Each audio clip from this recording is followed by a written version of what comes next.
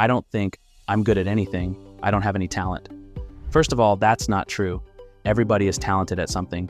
Whether it's bringing people together or making people feel loved, we've all got something we're good at. The only reason you think you have no talent is because you're not grateful for what you can do. But that's beside the point. My job today is not to convince you that you have talent or help you find it. All we're doing is dealing with the existing belief. If you think you have no talent, here's 9 strategies you could use to ensure you still stick out like a sore thumb. Number 1, always be punctual. Benjamin Franklin once had to deal with an employee who was chronically late. Each time the employee showed up late, he'd have a new excuse. One day, Franklin turned around and told the employee, "I have generally found that the man who is good at an excuse is good for nothing else." I don't know what happened next, but I wouldn't be surprised if he sent the employee packing that day. The moral of the story is simple. The absolute minimum you could do is be someone people can count on. Being punctual makes you dependable. You establish a reputation as a person who can be trusted. When you can be trusted, people call on you more. Be punctual to stand out. Number 2, show up consistently. There's no attendance sheet for life.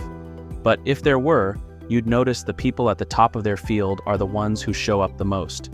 This is what Zdravko Batosenetic meant when he said, "The majority of goals people pursue don't require innate talent or working 12 hours a day.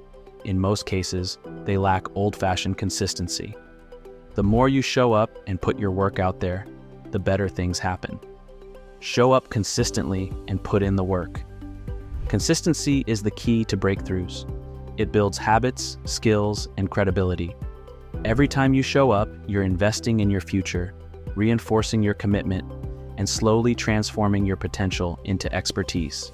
So keep pushing forward, stay persistent, and watch how ordinary consistency leads to extraordinary results. Number 3, give your all in everything you do. You're not consuming Benjamin Hardy content if you don't hear him say, "How you do anything is how you do everything." Since I started studying his content, this quote has been ringing in my head. And it's true. If you cut corners on small things, you'll cut corners on big things. It's a habit. For example, I used to make excuses to leave the gym without finishing my workout. I'd justify my actions by telling myself, "I'll do it later." Mind you, I didn't do it later. This subconsciously trained me to think it's okay to leave things 80% done and not do them to the best of my ability. I developed a habit of laziness and mediocrity, which translated to all areas of my lineated. Give your absolute best in anything you do. It doesn't matter what everyone else is or isn't doing. Focus on your contribution. When you give your best, you may well end up inspiring others to give their best too. Number 4, be extremely positive. Researchers from Northwestern University conducted a study to determine whether people adopt attitudes toward other individuals based on nonverbal signals directed toward them. The study subjects were asked to watch a brief silent video of individuals interacting, and then they were examined afterward. The findings revealed that the study subjects acquired the attitudes toward the individuals in the video based on the nonverbal signals displayed toward them. You probably knew this was true of the attitudes people were explicitly aware of, but this study revealed it also impacts implicit attitudes. Basically, your attitude is contagious. When you're constantly positive, you infect the people around you. Number 5, express gratitude often. In 2016, researchers published an article on a positive psychology technique we're all too familiar with called gratitude. Gratitude is defined as the quality of being thankful. The article revealed that expressing gratitude helps people acknowledge the good aspects of life. This results in better relationships, hope, satisfaction, and proactive behaviors. Each time you choose to be grateful, you feel more fulfilled. People will see this and naturally gravitate toward you. Additionally, practicing gratitude can enhance your mental resilience, helping you cope better with stress and adversity. It shifts your focus from what's missing to what's present, enriching your life experience and encouraging a more compassionate outlook. By making gratitude a regular practice, you not only improve your own well-being, but also contribute positively to the environment around you, fostering a culture of appreciation and kindness. Number 6, focus on being resourceful. You can complain or you can be resourceful. Complaining keeps you stuck. Resourcefulness makes you better. Complaining creates limitations. Resourcefulness creates a world of opportunities. Choose to be resourceful. Being resourceful means you're solution-oriented. You look at problems holistically without judgment. Your main aim is to understand the full scope of what's wrong so that you can devise the most optimal solution. Here's another difference between complaining and being resourceful. Complainers are avoided, resourceful people are sought out. Solving problems adds to society. Everyone wants a resourceful person on their team. Number 7, be coachable. Michael Jordan is one of the greatest basketball players to have played the sport. He was an exceptional shooter, passer, and tenacious defender. Anyone who thrives in modern-day basketball is often likened to him to get a true sense of how good they are.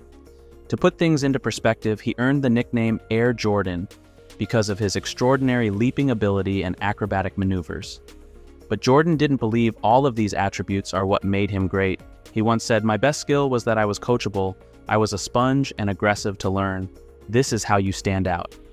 Being coachable means accepting you don't have all of the answers. You're open to being taught because you understand you're not perfect. People appreciate it when you show them. You're willing to do what they say. They feel flattered and are willing to invest more time since they know it's not going to waste. Allow yourself to be coachable if you want to stand out. Number 8, do more than what's expected of you. Going above and beyond what is expected of you, often referred to as exceeding expectations, can significantly impact your personal and professional development. By consistently doing more than what is required, you not only increase your visibility within an organization, but also attract the attention of those in leadership positions who can offer new opportunities and advancements. This approach helps you build a strong reputation as a dedicated, reliable individual, which can open doors throughout your career. Moreover, exceeding expectations often necessitates learning new skills and thinking creatively, which accelerates personal growth and expands your capabilities. This extra effort also makes you a magnet for networking opportunities, as people are drawn to those known for a robust work ethic and positive attitude. Interestingly, despite the additional effort, this strategy can lead to greater job satisfaction due to the pride in your work, positive feedback, and tangible results achieved. However, it's important to maintain a balance and avoid overextending yourself, as this can lead to burnout. Ensuring that your efforts are sustainable and recognized is key to not just meeting, but exceeding expectations in a healthy, productive way. Lastly, number 9, believe in something bigger than yourself. It could be God, it could be the universe, it could be a company vision. It doesn't matter what it is, just believe in something bigger than you. Numerous studies have revealed that people who believe in a higher power are happier, less depressed, and less anxious than those who don't. Believing in something greater than you eases your fear of uncertainty and gives meaning to your existence. These factors alone are enough to make people curious about you. You might hear them say things like, "There's just something about you." They can't put their finger on it, but they know it's there. Believe in something greater than you to stand out. Stop saying you have no talent.